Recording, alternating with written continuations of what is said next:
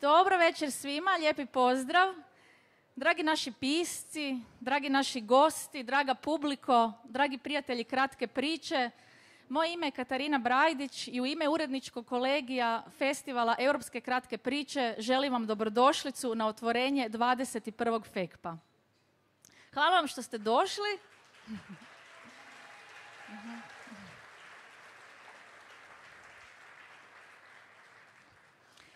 Hvala vam na dolasku, hvala vam na pljesku. Čekali smo vas s velikim uzbuđenjem. Veselimo se što će ovaj tjedan biti u znaku sjajne književnosti, u znaku čitanja, razgovora, u znaku druženja, uživanja u tekstu i upoznavanja s piscima i sretni smo što ćemo u toj priči biti zajedno.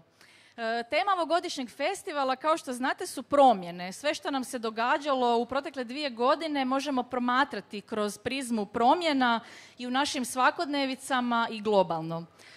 Što su nas te promjene naučile, što se promijenilo u našim odnosima jednima prema drugima, kakve odgovore na književnost može dati ili kakva pitanja književnost može postaviti, neke su tema kojima će se FEK baviti ove godine. Današnja večer, znamo da znate kojeg slavnog pisca ćemo vidjeti na ovoj pozornici večera, znamo zašto ste ovdje. Prije 2 godine s njim smo virtualno zatvorili 19. FEKP, a sada nam je velika čast što ćemo 21. izdanje festivala otvoriti razgovorom sasvim posebnog gosta, proslavljenog britanskog autora, velikog imena europske i svjetske književnosti, Hanifa Kureishija, koji je prvi put u Hrvatskoj, s našim Romanom Simićem, čovjekom koji je stvorio ovaj festival. Nakon razgovora čeka nas jedan likovno-glazbeni performans, nakon kojega će naš gost Kureishi potpisivati knjige koje možete kupiti, njegove knjige, dakle u prijevodu na hrvatski, tamo lijevo kod šanka. Pozdravimo ih toplom dobrodošlicom i velikim pljeskom. Gospodine Kureishi, Romane, dođite nam na pozornicu, dobro nam došli.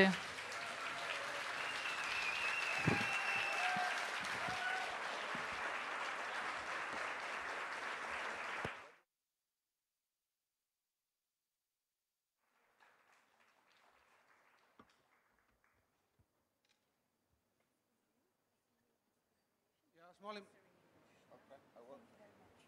Halo, 1, 2. No. 1, 2. 1, 2. Pljesak za Katu Brajdić.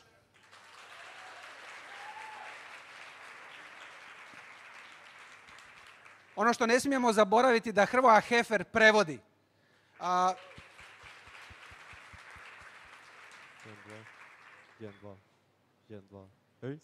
Dobro večer. 21 godina koliko postoji ovaj festival, mi smo tih prvih 20 proveli sastavljajući neki dream team.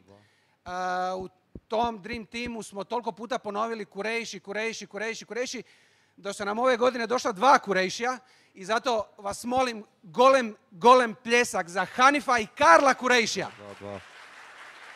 1, 2. Dajte malo, dajte.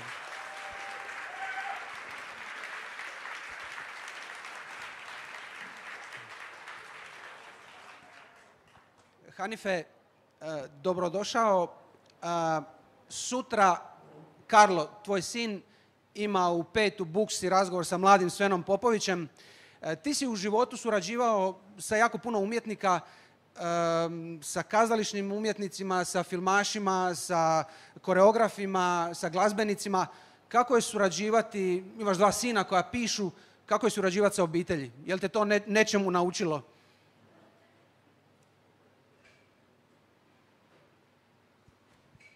Hi, good evening. Thank you for coming to this tonight, and thank you for inviting Carlo and I to your beautiful country. It was a very good time to invite us because in the UK we are in the middle of something called the Platinum Jubilee. You know, so you could either come and see me in Croatia or you could see Rod Stewart at Buckingham Palace.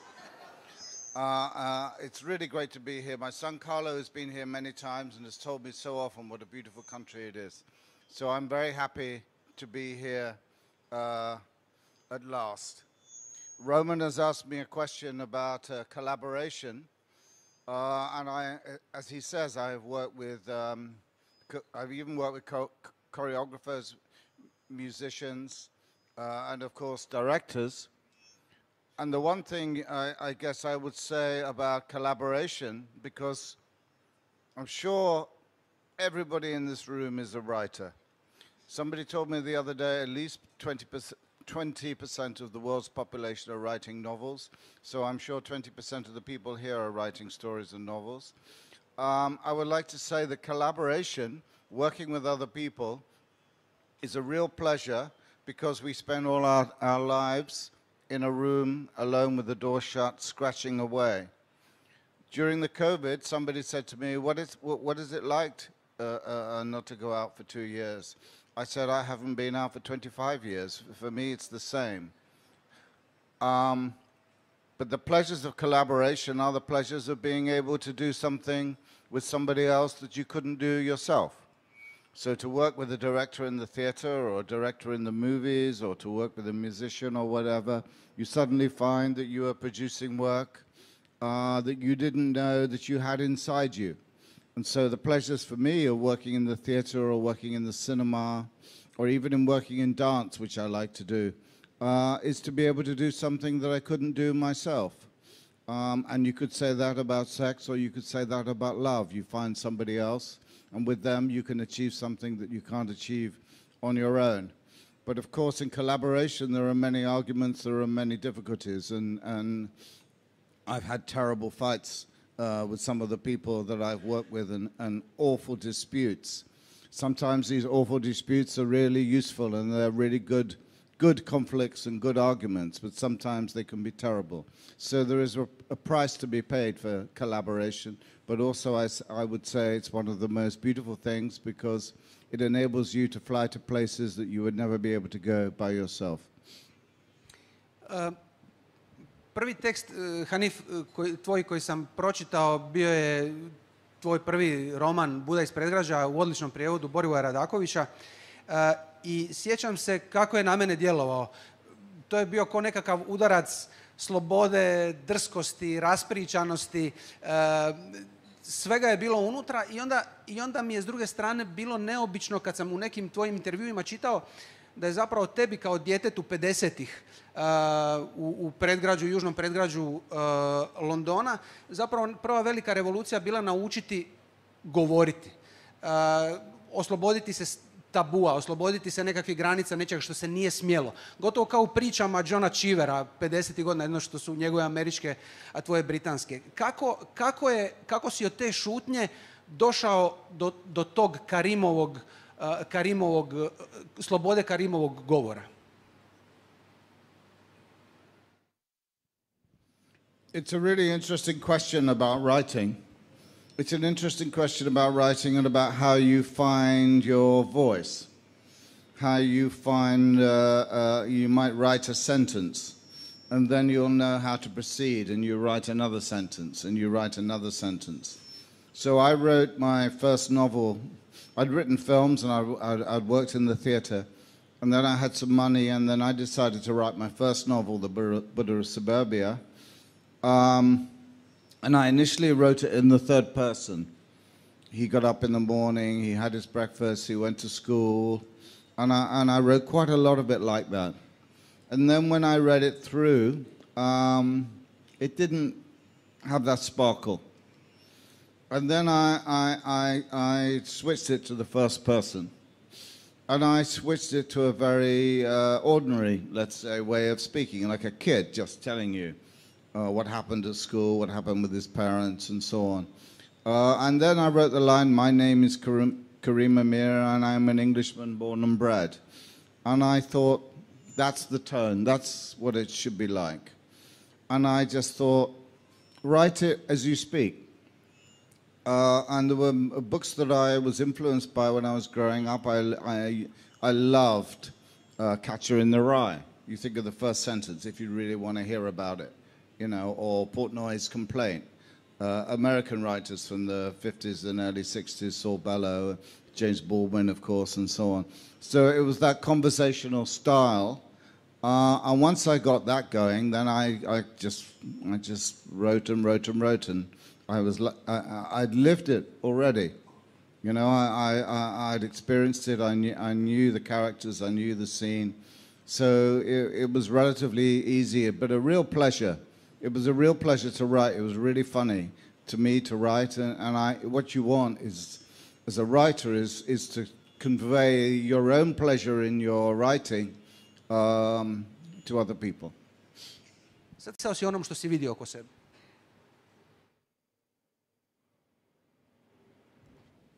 Well, one day I realized that my dad was Indian. And my dad had grown up under the British Empire. And his father had grown up under the British Empire, and his father and his mother, and so on. So that whole side of my family came from, you know, at least 200 years of the empire. And we used to say, now the empire strikes back, we used to say. And we were striking back. We were in Britain. And I thought, nobody has written about this before. And you're really lucky if you are in a situation when you can write about something for the first time. Obviously, there have been black and Asian writers before me, but nobody had written a comic book about everyday life on the street as a half brown, half white kid growing up in London. And I saw that this was... I'd already written My Beautiful Laundrette, so I saw there was an audience for this kind of work. I mean, when I first started to write, people would tell me not to write about Asian people. They would say, why do they have to be Pakistani? You know, why can't they be British? And I heard that several times, and I thought, well, this is more interesting than writing about that, because anybody else can write about that. So I was lucky. I could write a bit, but to find a subject, you know, for a writer, to find a subject that really suits you, that brings out the best in you, where you really feel, this is my world. If you look at most writers, say, I think of a writer, I don't know, like Graham Greene, for instance, it's quite a small world that they create, and the world continues for the rest of their lives, that world. And if you find that world and you can make that world, or J.K. Rowling, or whoever it is, they have a world that they explore over and over. If you can find that world, or Maigret, Simenon's novels that I love, you can find a world, you can stay in that world, but you can keep on improvising around that world and developing those characters, then you are indeed lucky. Spomenuli smo tu jednu temu koja će se kasnije provlačiti i kroz ostala tvoja djela, to je tema rase. Međutim, u Budi nalazimo puno glazbe, nalazimo modu, jako puno humora, nalazimo jako puno seksa, priča se o drogama. Uspio si naći načina na kojim ćeš govoriti o ozbiljnim temama, cijelo vrijeme sa nekakvim tim komičnom niti, ali sve te stvari su te zanimale. Zanimale su i otkrilo se, zanimale su publiku oko tebe. You know, I grew up in the suburbs. It's really shitty, and it's really boring. But on the other hand, I grew up in the suburbs in the 1970s, you know, and I went to school with a lot of kids who later became musicians, and I went to school with a lot of kids who got involved in fashion. I went to school with kids who went to work for Malcolm McLaren and Vivienne Westwood and got involved with the early years of their shop in the King's Road, which was called Sex then, and who got involved in punk. So although it was incredibly boring, now looking back on it, it was incredibly interesting. And there was a big explosion in the mid-70s around what was called new wave and punk music. And although it was really boring, we went to each other's houses, we dressed up, we painted on the walls, we smashed things up, and we went to gigs because we were quite close to London, we were about an hour from London. So although it was dead over there, it was really alive over there. And we took the train, we went to London, and we got involved in I guess the pop world, fashion world, photography, and so on. So when I sat down, I must have been in my late 20s, 29, 30, to write this book, I suddenly saw there was more in my childhood and my adolescence than I had realized at the time. You know, it's always frustrating and boring to be a teenager, but when you look back as an older person, you think, actually, there's quite a lot going on in British culture at the time. British culture now is dead. There's nothing really happening. There's nothing really, seems to me, to be particularly alive, and everything is a recycle. But at that time, we still, until 1976, we still believed in the future. I remember Johnny Rotten singing "No Future," and I didn't know what that meant. Now I understand what it meant. But at that time, it was quite lively. There was a lot going on. It was quite defiant. There were filmmakers like Derek Jarman. And so I began to see that out of this world, I could write a book. Odrastao si u Bromliju, to je zapravo bilo prilično bijelo, monokromatsko, četvrt, recimo osjećaš se doma sad kad pogledaš lica ovdje u publici, osjećaš se prilično kao u starom kraju.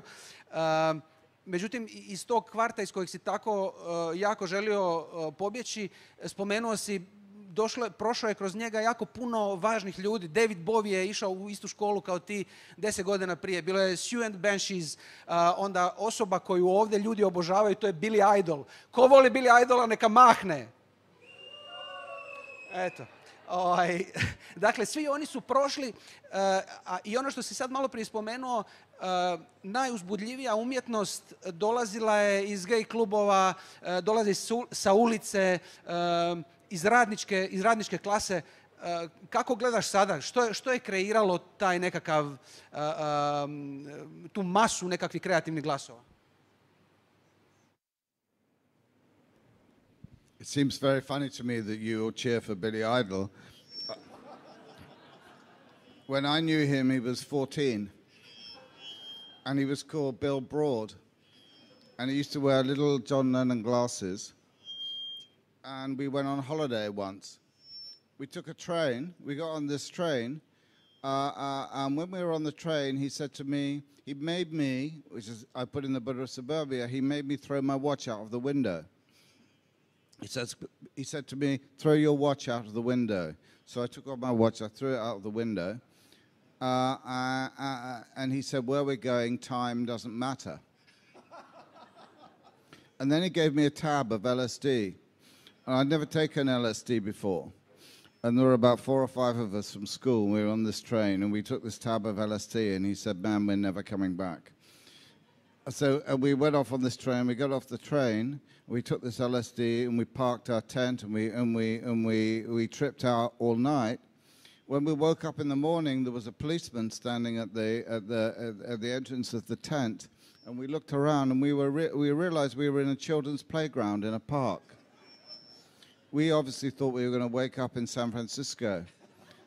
And the policeman was really annoying. He rang up my mom, he rang up everybody's parents, and we went home. But that was my first experience of LSD, and it's a very memorable experience of Billy Idol that will for you forever ruin your experience of someone so radical and dramatic. But there was a lot going on. There was a lot of music, and people were quite creative. Rekao si da je zapravo između 14. i 18. godine ti si pisao romane. Pročitao sam da si u nekom intervjuu da si napisao 3 ili 4 romana koja će kasnije možda nešto od toga se pretočiti u Budu, ali sa 18 godina odlaziš u Royal Court Theatre, počinješ raditi, počinješ se baviti kazalištem i onda dolazi, tu pečeš zanat, onda dolazi suradnja sa Stevenom Friersom, prvi scenarij Moja lijepa praonica, radite zajedno, radite kasnije isto novi film. Što ti je to naukovanje u kazalištu, u filmu, koliko ti je bilo važno kao piscu?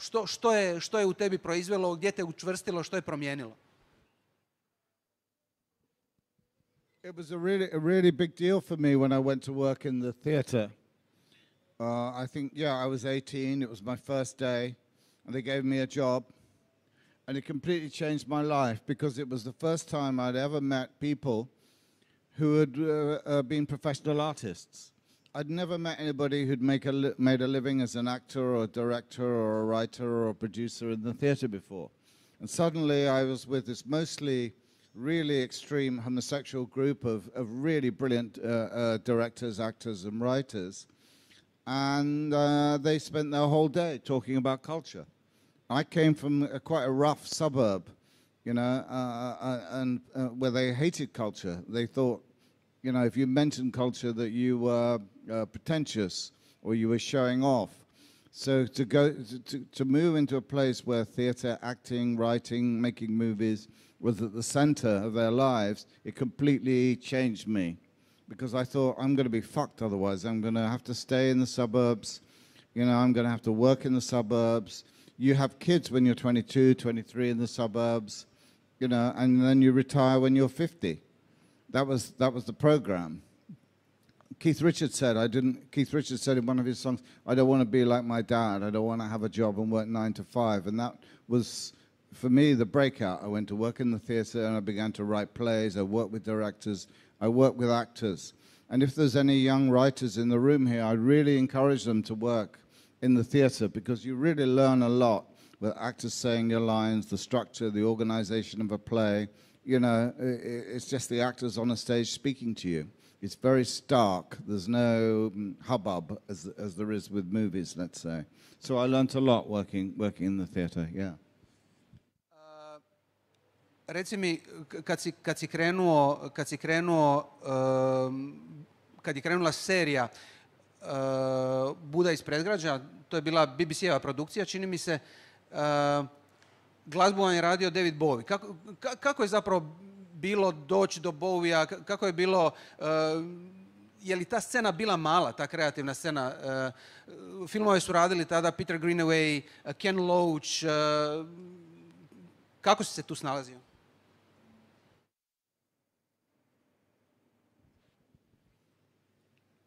David Bowie asked me if he could do the music. I mean, we had a meeting, and the meeting was that I was to ask David Bowie if we could have the rights to use his songs on the soundtrack of the Buddha of Suburbia, like Starman and the Hunky Dory stuff and all that, and whether he would give us permission to use it for free, because it was a really low-budget production. He suddenly turned around to me and he said, I never thought you would get round to asking me because I've always wanted to do this. I said, what? He said, write an original screenplay for a TV show. I was really shocked. I hadn't asked him to write an original music for a TV show because I never thought he would do that. And he said, I've never done it before. Then he said, I was going to do the music for the man who fell to earth. He said, but I was too tired and broken, I couldn't do it. So I want to do it for this. So suddenly we had David Bowie doing the music for our soundtrack, and I didn't even ask him. So it goes.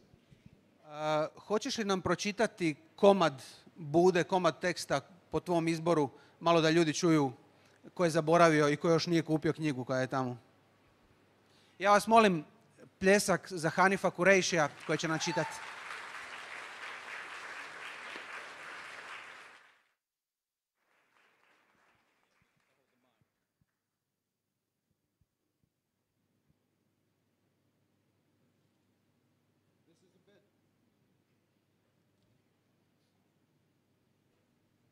This is a bit from the beginning of the book, when he announces himself and tells the world who he is.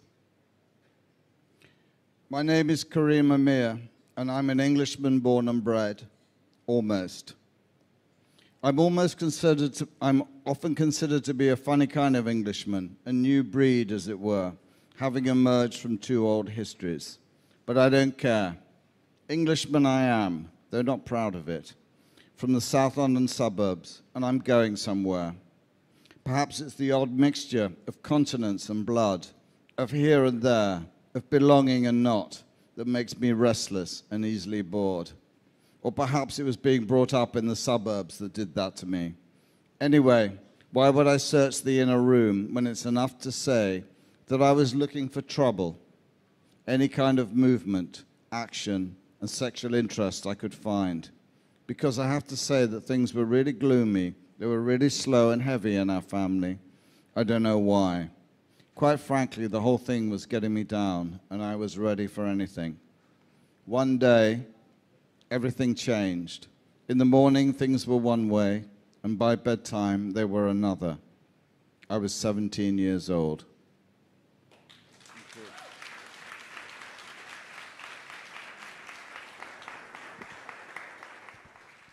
He's so young. I had to read The Buddha of Suburbia recently because we are thinking of doing it as a big TV show, as an 8-hour TV show that everybody does nowadays. So I had to read the book again, and I've never read it. I mean, I wrote it, but I never read it. And it was a very strange experience reading it because it's all true and it's all false.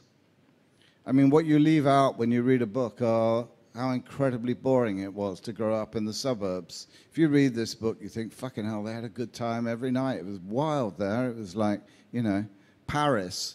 But actually, it was really dull. But actually, it was a very strange experience for me also to read about my parents again. It was as though I'd suddenly found a film of my mum and dad, and they're dead now, of course. And suddenly I could see my house, my family, you know, the dog, the neighbors, everything. Suddenly again, it was quite moving and quite upsetting, quite hard to read because I'd written it in such detail. So it's quite interesting to read your own work, you know, 40 years later as another person, and suddenly it's as though you found a box of photographs, you know, that you never knew you had, and you're really intrigued by what went on, how it was, etc., etc. Da sada zamišljaš ovo što je jako popularno pisati prikvele i sikvele i tako dalje, da radiš sikvel Bude iz predgrađa, kakav bi bio ton te knjige, ko bi bio unutra osim Karima?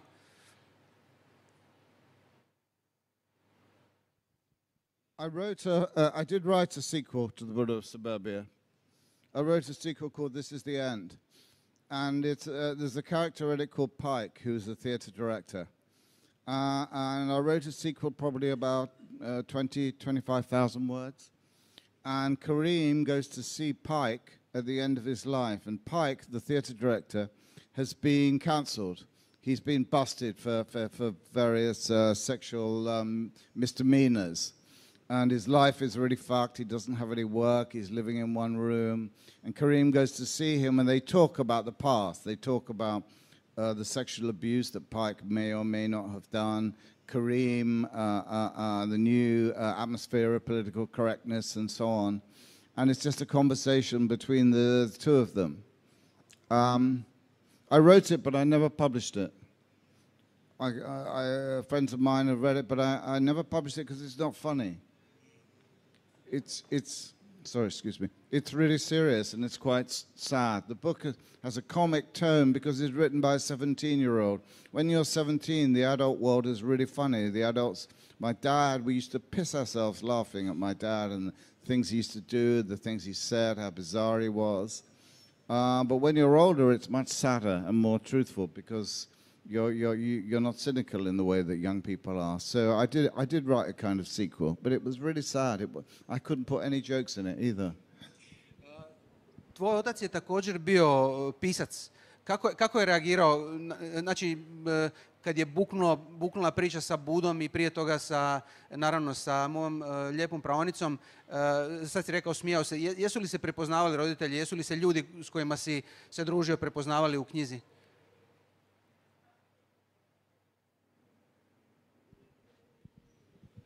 My dad always wanted me to be a writer, and he encouraged me to be a writer, and we worked together on writing, and his brothers have been writers in India, so I come from a literary family, and two of my kids have become writers, so it's not so unusual. Like, I don't know, you come from a family of musicians, someone plays the piano, and someone plays the cello, etc., etc. So it's been part of the culture of our family. But I think my dad, he was quite surprised when I became successful. I think he always thought he was the good writer. You know, he wrote really deep things, philosophical things. And I wrote about mixed race boys taking LSD, wearing velvet trousers and fucking. And he thought, why would anyone want to read about this rubbish? And so he was rather surprised when I became successful and he wasn't. And it got a bit, and it was quite easy for me to be successful as a writer. And I think it got a bit strange and a bit awkward between us at the time. But I still read his books. And his books are a very beautiful picture of India in the 1930s and the 1940s, actually. And there's some really nice bits and pieces in there. But he wasn't really a novelist. He didn't know how to sort of shape it. Jednom si je napisao ili rekao, volim droge, ali koristim samo one ilegalne. Jedino one ti čine dobro. One koje ti pripisuje država treba izbjegavati. Što je, kako gledaš na ove droge koje su podijelile društvo, ove koje pripisuje država, dakle cjepivo protiv covida? Kako si se tu snašao? Što s tim drogama? Well, when I grew up... Glazbu slušati. Ovu, nešto svira.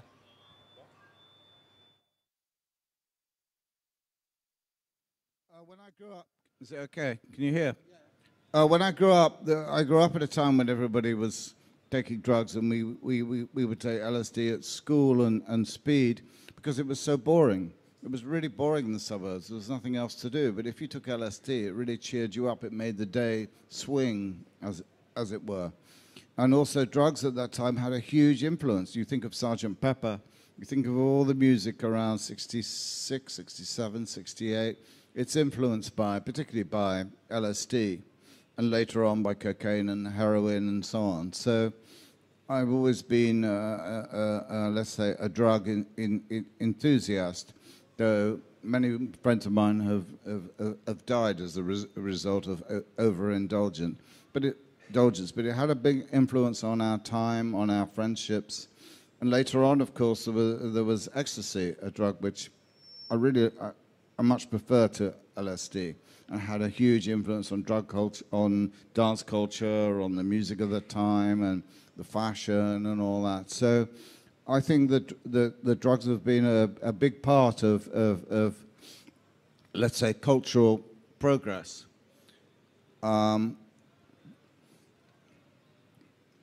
It's the legal ones that are terrible, really. I mean, the doctors were prescribing all kinds of weird stuff, particularly oxy in the US. When the US was fighting a huge battle against drugs, official doctors were prescribing huge amounts of basically pure heroin to millions of people and destroyed many, many societies. So questions around drugs and what you should take and what you should enjoy and not and so on are political and social questions. But as I said to you, I think the illegal ones are always the most fun.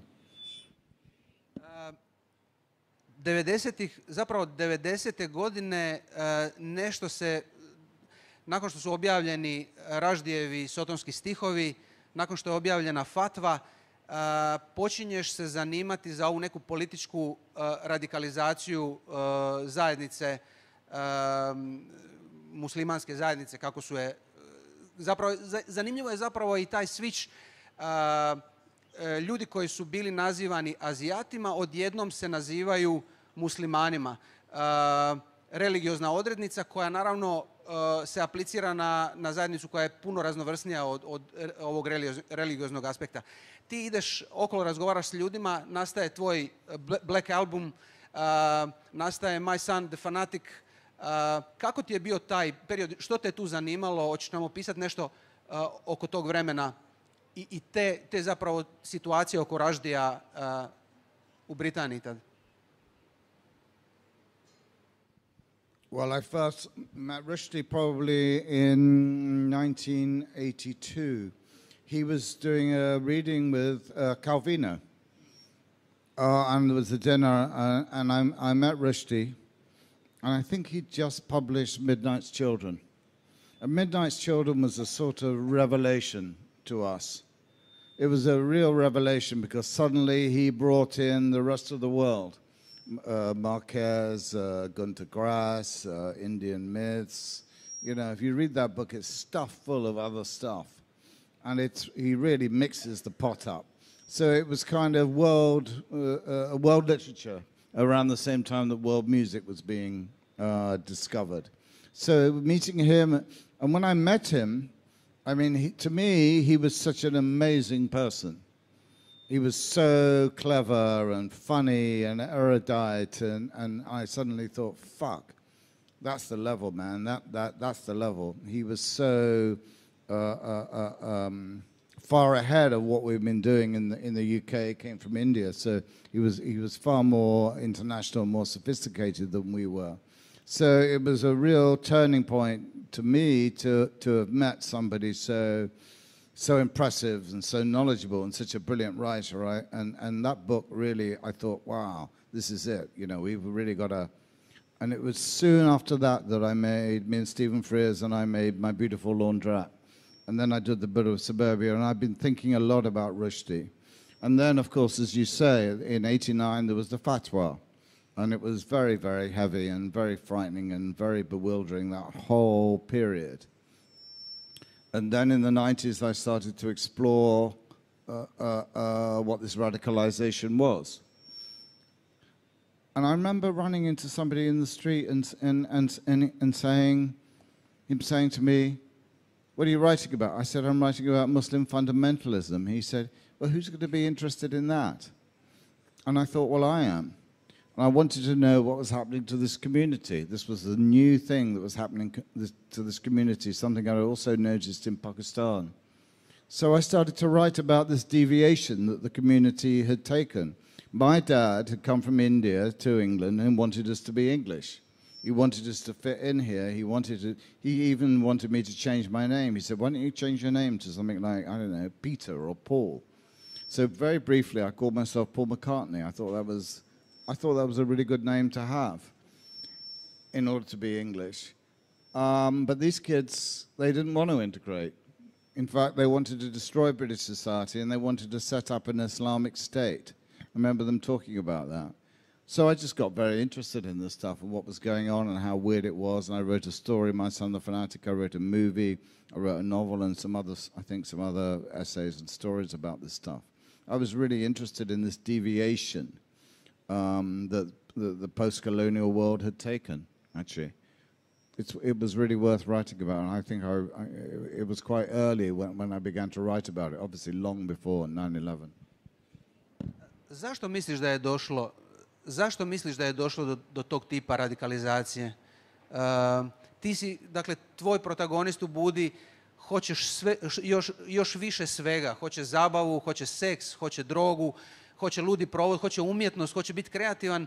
A kad pišeš o My Son the Fanatic, otac i sin, otac je taksist, sin je mladić koji studira, mislim, uči za odvjetnika ili nešto tako, i odriče se svega, dakle odriče se i posla, odriče se umjetnosti, odriče se seksa, odriče se druženja i kreće prema nekom tipu čistoće, recimo tako. Što je dovelo tu generaciju mladih ljudi do takvog zaključka, do tog izbora? Not everybody likes neoliberalism. Not everybody wants consumerism. Not everybody, you know, we're talking about after '89 and the end of the Berlin Wall and what you went through and what the Muslims went through. And not everybody thought that the end of history and the neoliberal idea was the way to go. And certainly in Pakistan, they didn't want that. They wanted to be a Muslim state. And it was the beginning of identity politics, and people were coming out, there were feminists, people were coming out as gay, and the idea of coming out as a Muslim really gave people strength. It really gave them an identity. They said, we're not British, we're Muslims. We're Muslims living in Britain. And so the notion of having an identity, of building an identity in the sort of neoliberal crazy flux of consumerism that we were living through at that time in '89 and through the 90s, you know, that really appealed to people. They would go, I'm a Muslim. When I was a kid, nobody called themselves Muslims. They said we're Pakistanis, or we're Indians, or we're Bengalis, or we're Punjabis, or whatever. Nobody called themselves Muslims. It seemed ridiculous, but this was a new identity, just as people were calling themselves gays or feminists or whatever the identity was around that time. So I could see that it really did people a favor when you could suddenly say, I'm part of this group, I'm a Muslim, I'm not like you, I'm like this. And it was really important to people. And then it became really dangerous and really violent, because one of the things, as you all know here, about an identity is you have to define it against other people.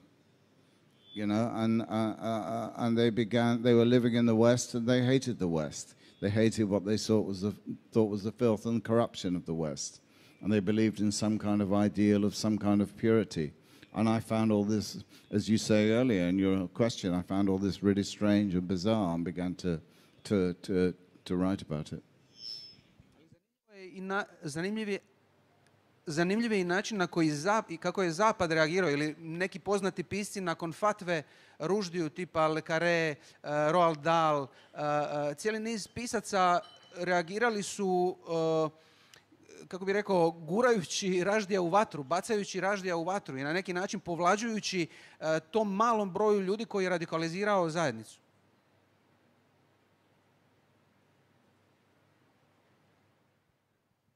Yeah, there were a number of people who supported the Islamists at that time. Some Marxists, because they supported the Muslim working class, and there were other rather idiotic writers like Roald Dahl. Roald Dahl was anti-Semitic, and then he became anti-Muslim. It wasn't such a stretch for him, you know. And Le Carré and Germaine Greer, other people made idiotic remarks. But, you know, in the end, you fight for free speech. And also, free speech really benefits Muslims as well. If you've ever been to Pakistan and you see what a terrifying, censorious place it is, you realize that free speech isn't just a matter of defending Rushdie, but defending all of us in our freedom to be able to speak against authority. And particularly in a world and a day like this, we still need what we call free speech, and it's worth defending. So some of the people you mentioned, they found themselves on the wrong side of history on that day. Jednom si rekao, rasa i religija bit će ključne u stvaranju nove Europe, a desnica će upotrijebiti islam i muslimane da ostvari totalitarizam. To je jedna slika. S druge strane, pišeš naravno u drugom tipu teksta, u tvom zadnjem romanu Ništa, kažeš narcizam je naša religija, štab za selfije, križje koje nosimo. Kako između te dvije religije, jedna koja se događa na globalnom nivou, na višem nivou, i druga koja neka promjena u tome što smo i kako živimo kao pojedinci? It's a question about how individualistic and narcissistic we become, and whether we are capable of gathering together as groups in order to affect change. One of the things about the new religion, neoliberalism, is that it breaks people up into separate identities. Whether we are capable of acting together in order to solve the huge problems that we have in the world, mostly to do with climate change and ecology and so on, also to do with what's happening in the Ukraine and fighting a powerful dictator like Putin and so on. Whether we are able to put aside our differences to do with identity politics, and whether we can organize as a broad leftist organization in order to fight the right. To put it crudely, as you all know, the left controls mostly the media and the culture, some of it at least, whereas the right controls the politics, and whether we as the left can organize together again and ever gain gain some kind of political power. It'll be interesting to see in the next 10 years whether we can gather ourselves together and become a political force again. Danas sam sa Mazenom Ok, ima li neko pitanje iz publike? Ovdje obično bude negdje 20 do 30 pitanja, nešto su danas stidljivi.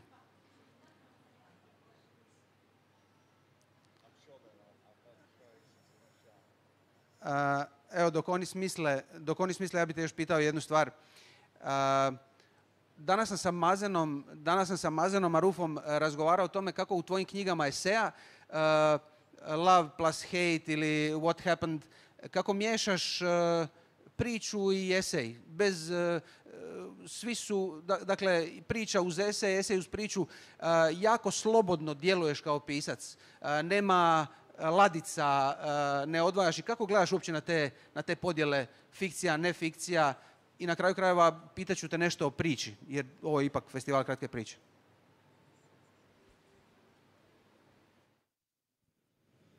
You know, it's very strange being a writer because you have to make a living as well as to try and be an artist. You know, and when I was a kid, I said, you know, I want to be a writer. I told everybody I wanted to be a writer. And they would always say to me, well, how are you going to make a living? And I thought, fuck it, that's a question, isn't it? How am I going to make a living? So I've spent my life, I write short stories, I write essays, I write movies, I write TV shows, I write novels. You know, as they say, I'm always available for paying work. And I've had to balance in my life how to make a living, how to support my kids, how to, you know, keep the roof of my house from falling in. Sometimes I'm sitting in my house and maybe there's a man mending the roof and I'm writing a short story. I'm writing a short story and I'll be paid £100 at least, you know, if I'm lucky for a short story. And I think, fuck it, I've got to do something to make some more money to pay this man who's mending the roof. So then I have to write a movie or I have to do an adaptation or I have to do this and that. So if any of you want to be writers in the audience, I would say it's quite a tough balancing act between being an artist, i.e. you do whatever you like, and being a person who has to pay the rent and has to buy food and has to support their kids and all that stuff. So it's quite a tricky business. I like to write short stories. It's a beautiful form. I still read short stories and I love short stories.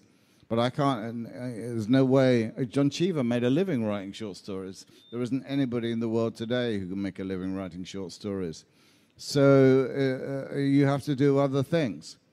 And I thought, well, fuck it. I can write a movie. I can write a TV show. Other people can do it. Why can't I do it? I can learn how to do it. So I had to figure out, as I went along as a writer from a mixed race background, I had to figure out how to make a living and to do fuck all day, i.e. to do what I like, what I enjoy to do, which is to be a writer. And it's a very tricky kind of balancing act, and I can see my kids who are in their late 20s now are finding that difficult. How do I make a living, and how do I do what I want to do as a writer? How can I write what I really want to write and still, you know, eat, etc., etc. So I think anybody who's young in the audience and wants to be a writer, you know, good luck with that. Zadnje pitanje, iako ako vi niste još smislili, je li neko smislio? Ima li onih plaćenih koji smisle zato što ih poslije platimo, 10 kuna? Imamo jedno pitanje ovdje. Ajmo, jel mogu ovako? Nije. Imaš mikrofon, imaš. Hteo bih da vas pitam nešto u vezi sa nečime što ste napisali u uvodu u vašoj knjizi Šta se desilo, a to je da smatrate da će roman izgubiti centralno mesto, centralnu poziciju u istraživanju ljudskog duha i da će to zapravo omogućiti većem broju ljudi da se bavi pisanjem, pa bi vas hteo zamoliti da nam kažete još nešto o tome, da li je moguće zaista da će roman izgubiti toliku prednost koju ima u odnosu na sve druge žanrove i da li će nešto uspeti da ga zameni na toj poziciji.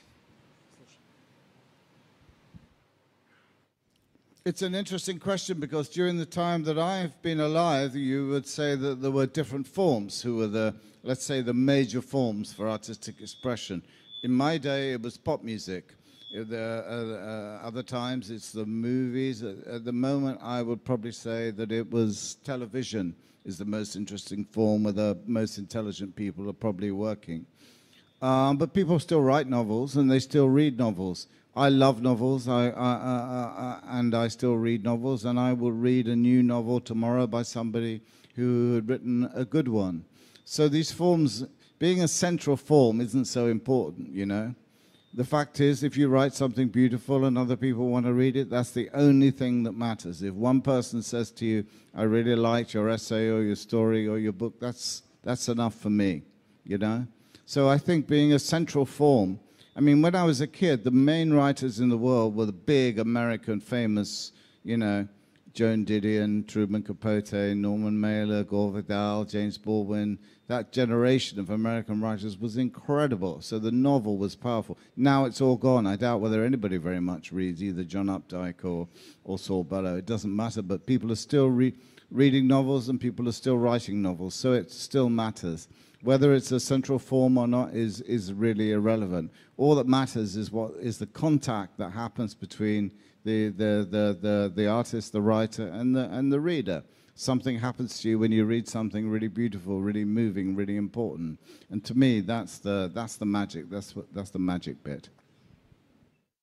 Još neko želi zaraditi svojih 5 kuna? Niko tamo, neko maše samo da se... Bilo je 10 malo prije. Da te pitam, jedan put si, samo zadnje, being an artist, he says, is a way of being interested in other people without having to sleep with them. Jesi li ti još uvijek taj isti umjetnik s početka koji je zainteresiran za druge ljude čak i ako ne mora s njima spavati?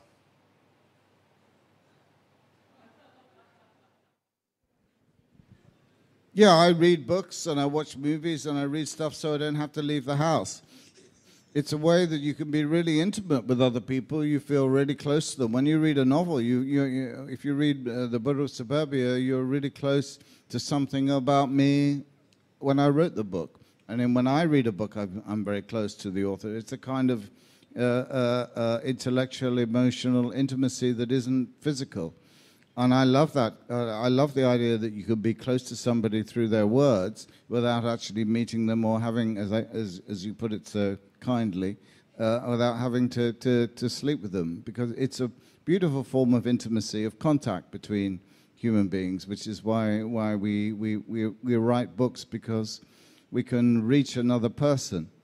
The other day I was walking on the street and a guy was on a motorbike, and he got off his motorbike and he stopped and he took off his helmet and he came up to me and he said, I wanted to thank you because I read your book, The Buddha of Suburbia, when I was 15 or 16 at school, and nobody had written a book about me. And he said, I just wanted to shake your hand. And he put his helmet on and got off his bike and he fucked off. And I thought, when I wrote that book, you know, in 1990, I wrote it for that man, for him, for that moment, for the intimacy he felt with me and the intimacy I felt with Catcher in the Rye or Portnoy's Complaint or the works of Joan Didion or Patricia Highsmith or whoever it might be. You know, that intimacy, that beauty that you have contact with another person through language, which is so beautiful and which is why we're all here today. Hanife, reću ti samo još jednu stvar. Baci svoj sat, jer kad čuješ pljesak koji će ti uputiti hrvatska publika, više ti vrijeme ništa neće značiti. Dakle, bacaj, a vi plješćite. Hanif Kureishi.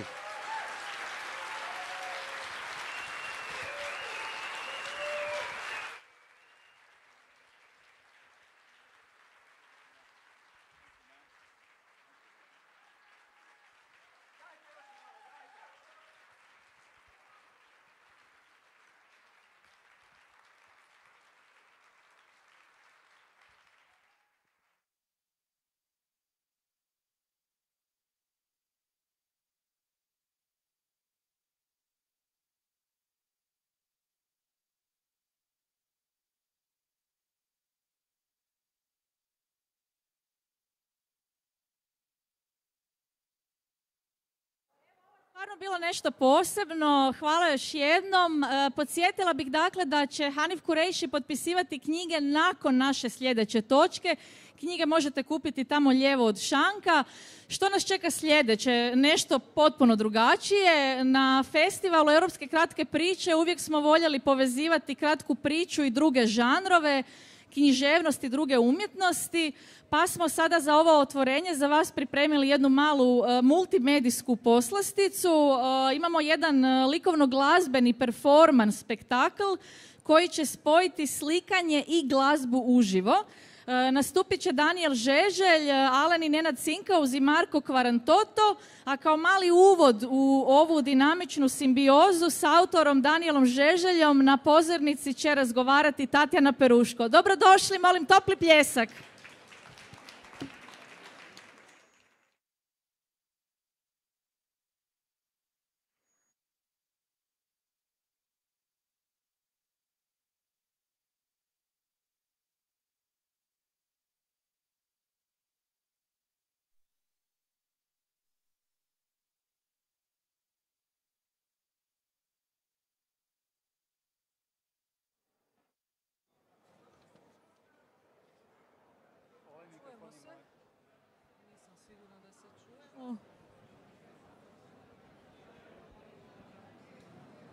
Čujemo se? Čujemo. Dakle, ja bih rekla da zapravo ljudi kupuju knjige i velika je buka, pa ja sebe jedva čujem. Ovako ja na predavanjima molim ljude otraga da se malo stišaju. Dakle, ja mislim da Danijela Žeželja mnogima od vas ne treba predstavljati, ali ja ću ipak reći na početku nekoliko riječi o njemu. Riječ je o, kako se voli kod nas reći, hrvatskom umjetniku sa zavidnom i značajnom međunarodnom reputacijom i karijerom. Čini mi se da sada živi između Zagreba i Brooklyna. Danijel je jedan od ponajboljih svjetskih strip crtača. Autor je gotovo 30-ak strip albuma ili grafičkih romana, kako mi to na hrvatski prevodimo, koje je objavio kod vodećih svjetskih izdavača. On je također ilustrator, grafički dizajner i autor animiranih filmova. Mnogi od tih filmova obišli su važne svjetske festivale, a 2017. godine na Anima Festu prikazana je premijera filma koji se zove Crvenkapica Redux. Riječ je o osebujnoj interpretaciji klasične bajke s jednim emancipacijskim obratom u crvenkapičinu korist. Govoreći o grafičkim romanima, odnosno strip albumima, ne mogu osobno ne spomenuti prvi njegov talijanski, čini mi se da je to bio prvi strip album objavljen 1993. godine, Il ritmo del cuore, ritam srca, strip album koji je izašao s predgovorom Federica Fellinija. Federico Fellini bio je očaran, kako kaže u predgovoru, Žeželjovim radom, crtežima, pogotovo spojem sjete i s druge strane prijeteće, kobne, gotovo sablasne atmosfere. To je ono što je obilježilo njegove crteže 90. godina. Neki su drugi kritičari istaknuli ili posebno dobro ocijenili druge albume poput Babilona, grafičkog albuma bez teksta, govorili su o magijskom realizmu. Neki pak treći, govoreći o Danielovom prepoznatljivom stilu, govore o grafizmu, kontrastu sjena, svjetla i tako dalje. U svakom slučaju riječ je o jednom lijepom opusu, a ja bih ga sada pitala o aktivnosti koja je u zadnjih sigurno 15 godina također vrlo česta u njegovom radu. To je takozvani live painting ili multimedijalni performansi. Dakle, Danijele, počeo si ih izvoditi u Americi. Ako se ne varam, kako je do toga došlo i što tebi live painting znači, što ti omogućuje?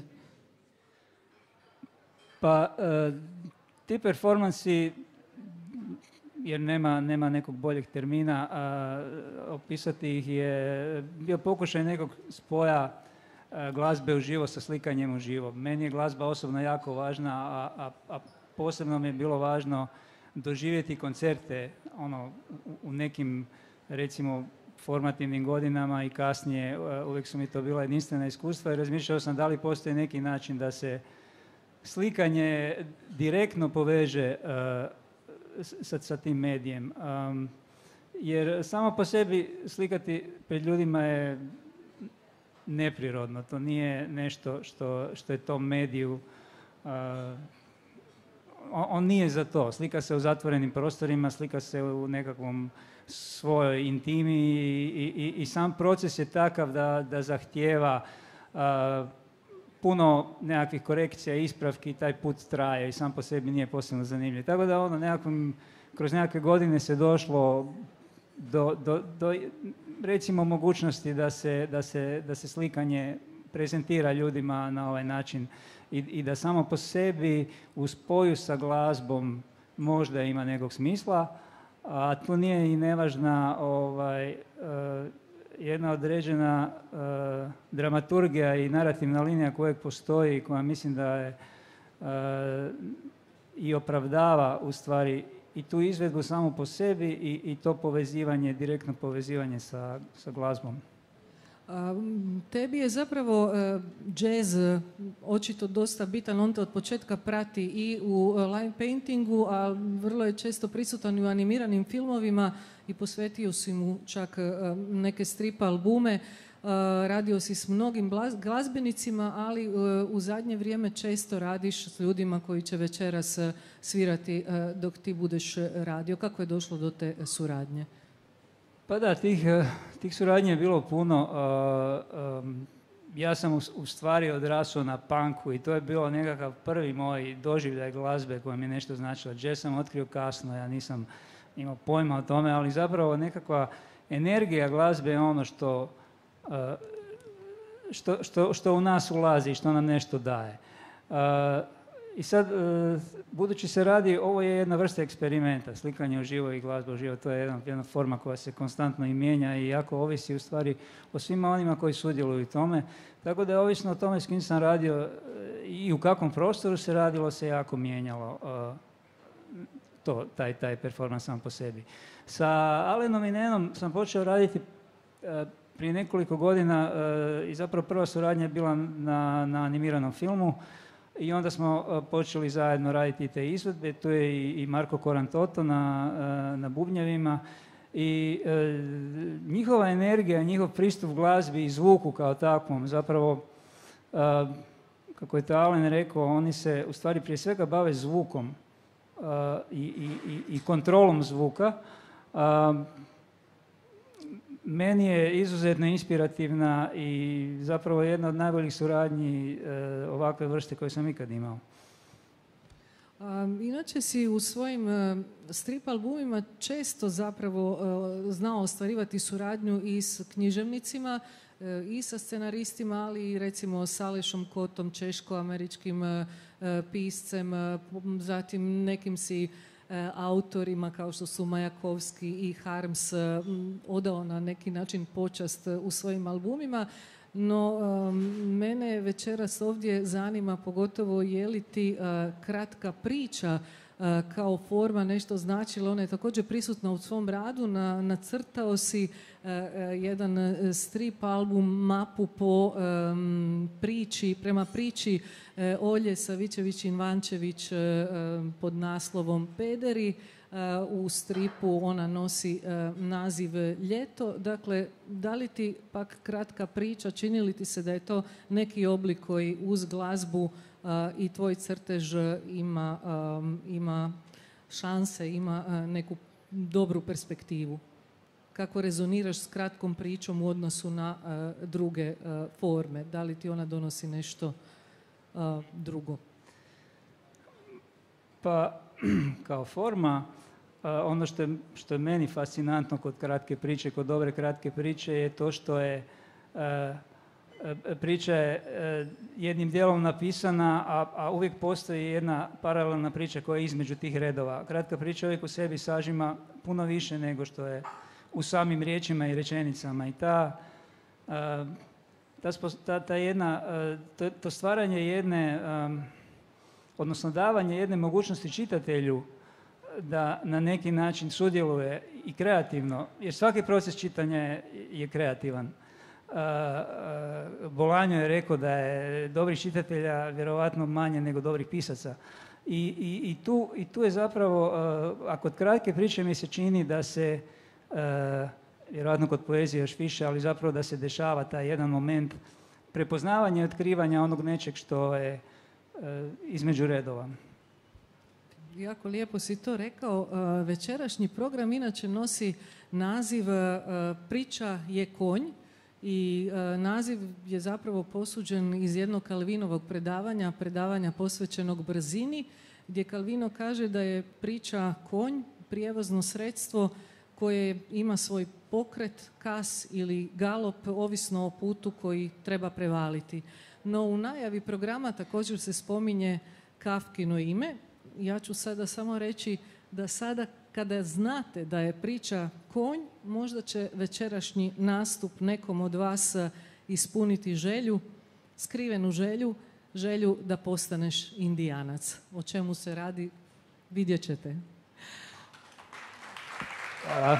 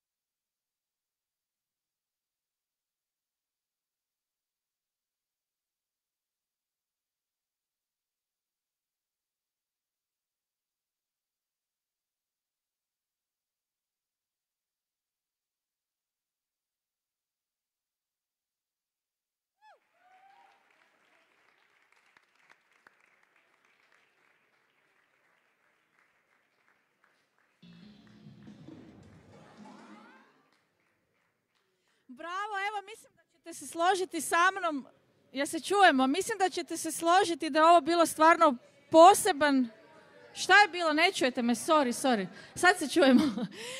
Isprike, bravo, još jedno, veliki pljesak, bravo.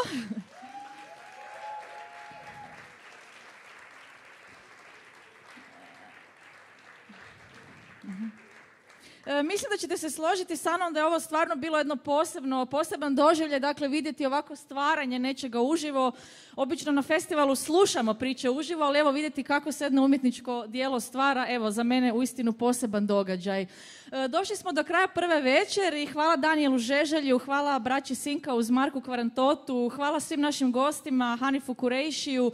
Hvala vama koji ste bili tu, veliko hvala i tu ću vas moliti još jedan pljesak za naše domaće pisce, kuhare koji su nam pripremili ručak dobrodošlice. To su Zoran Ferić, Senko Karuza i Robert Mlinarec. Molim vas pljesak. Da. Evo, festival smo započeli, nadam se da ćemo se do 10. lipnja vidjeti još puno puta, već sutra imamo 4 programa. U 6 popodne u Buksi Dalibor Šimpraga predstavit će svoju novu zbirku priča, izvještaj o generaciji. U isto vrijeme u knjižari Fraktura talijanski autor Andrea Bajani predstavit će svoju knjigu Domova koja je upravo prevedena na hrvatski jezik.